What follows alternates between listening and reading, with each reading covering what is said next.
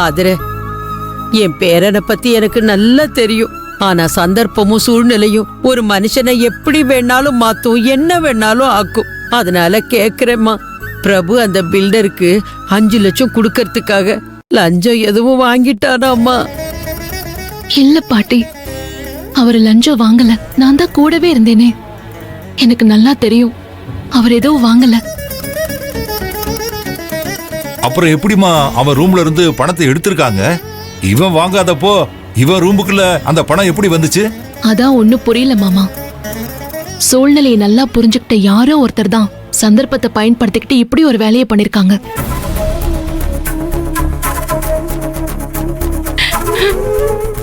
யாரு பண்ணிருப்பா ஆதிமா?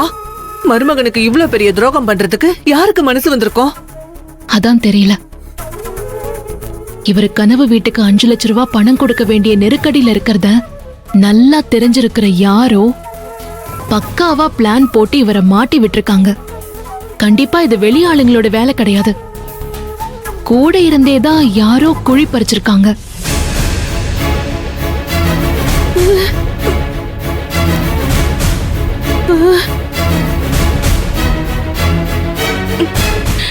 ஐயோ, என்ன எல்லாரும் என்ன இப்படி பாக்குறீங்க? நான் என் மருமகனை இப்படி மாட்டி விடுவேனா? உண்ட வீட்டுக்கே இப்படி ஒரு துரோகத்தை நான் பண்ணுவேனா? மருமகனை இப்படி அரெஸ்ட் பண்ணிட்டாங்கன்னு தெரிஞ்சதுல இருந்து பச்சை தண்ணி கூட பல்லுல படாம கடவுள் கிட்ட வேண்டிக்கிட்டு இருக்கேன். என் மருமகன் நல்லபடியா வரணுமேன்னு தவிச்சு போய் நிக்கிறேன். என்ன நீங்க சந்தேகப்பட்டீங்கன்னா அது அந்த கடவுளுக்கே அடுக்காது. ஆதிர, ஆதிர வந்துட்டியா? என்னாச்சு ஆதிர? பிரபு லஞ்சம் வாங்கிட்டான், அது இதுன்னு டிவில நான் நியூஸ் பார்த்தேன். எனக்கு அப்படியே நெஞ்சே வெடிக்கிற மாதிரி இருக்கு ஆதிர. என்னால இதெல்லாம் தாங்கிக்கவே முடியல. என் புள்ள பிரபு பண விஷயத்துல சிக்கனமா தான் இருப்பான். ஆனா அடுத்தவங்க பணத்துக்கெல்லாம் ஆசைப்பட மாட்டான். நேர்மை எப்பவுமே விட்டு கொடுக்க மாட்டான். அப்புறம் எப்படி இது நடந்துச்சு? நீ கூட தானே இருந்த, உனக்கு தெரியும்ல. சொல்லு ஆதிர. அத்தை, அவர் லஞ்சம் எல்லாம் வாங்கல அத்தை. அவரை மாட்டி விட்டுருக்காங்க. திட்டம் போட்டு வேணும்னு சிக்க வச்சிருக்காங்க. யாரு ஆதிர? யாரு? இப்போதைக்கு கிளியரா கன்ஃபார்மா தெரியல அத்தை.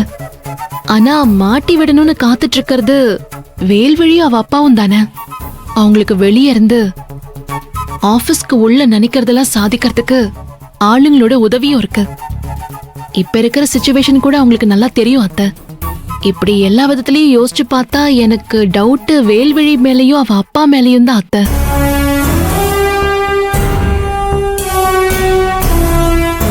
அவங்க எங்க வீட்ல இருக்காங்களா இல்ல வெளியே போயிருக்காங்களா? 2 பேரும் வீட்ல தான் இருக்காங்க. இப்பதான் டிவில வந்த நியூஸ பார்த்துட்டு அவங்களுக்கும் இதுக்கும் எந்த சம்பந்தமும் இல்லன்னு என்கிட்ட சொன்னாங்க. அவங்க இன்னைக்கு வெளியில எங்கேயும் போகவும் இல்ல. ஆனா அவங்கள தவிர வேற யாரும் இத கண்டிப்பா பண்ணிருக்கவே முடியாது. எனக்கு இப்போ ஒரே குழப்பமா இருக்கு. அவங்கள நம்பவும் முடியல, நம்பாம இருக்கவும் முடியல. அத்தை, இவங்க 2 பேரும் ஆபீஸ்க்கு போனாலும் நேரடியா இதுல ஈடுபட்டாலும் ஈஸியா மாட்டிப்போன்னு புரிஞ்சுக்கிட்டு வேற யாரையோ வச்சு இத பண்ணிருக்கலாம். உங்க பிள்ளைக்கு தெரியாம அவர் ரூம்ல பணத்தை வச்சிருக்கலாம். வேல்வழியும் அவங்க அப்பாவும் தான் இத பண்ணிருப்பாங்கன்னு உங்க பிள்ளையும் சந்தேகப்படுறாரு அத்தை.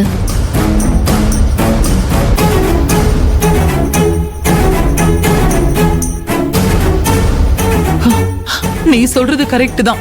வேல்வழியும் அவ அப்பாவும் எல்லாத்துக்குமே துணிஞ்சவங்க தான்.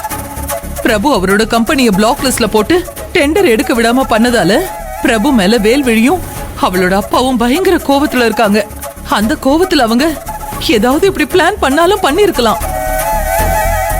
ஆமா ஆதர, நீ எவ்வளவு சீக்கிரம் உண்மையை கண்டுபிடிக்கிறியோ அவ்வளவு சீக்கிரம் கண்டுபிடிச்சு என் பேரனை நிரபராதினை நிரூபிச்சு வெளியில கூட்டிட்டு வந்துருமா. என் பேரனை நான் அப்படிதான் பார்க்கணும். இப்படி அவன் மேல பழி விழறதுக்கு யாரு காரணமா இருந்தாலும் சரி, அவங்கள ஒரு கை பார்த்தே ஆகணும். கண்டிப்பா பாட்டி.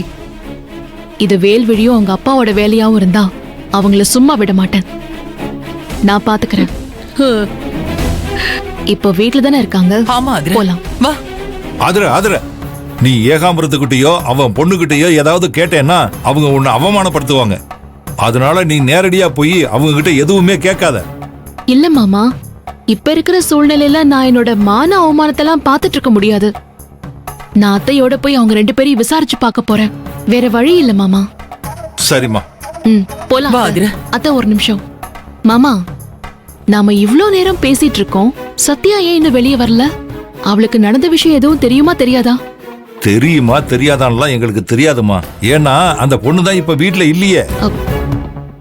வீட்ல இல்லையா? எங்க போயிருக்கா? எப்ப போனா? நீ பிரபுவை பார்க்க போனதுக்கு அப்புறம் அவ அவங்க அம்மா வீட்டுக்கு போயிட்டு வரேன்னு சொல்லிட்டு கிளம்பி போனா.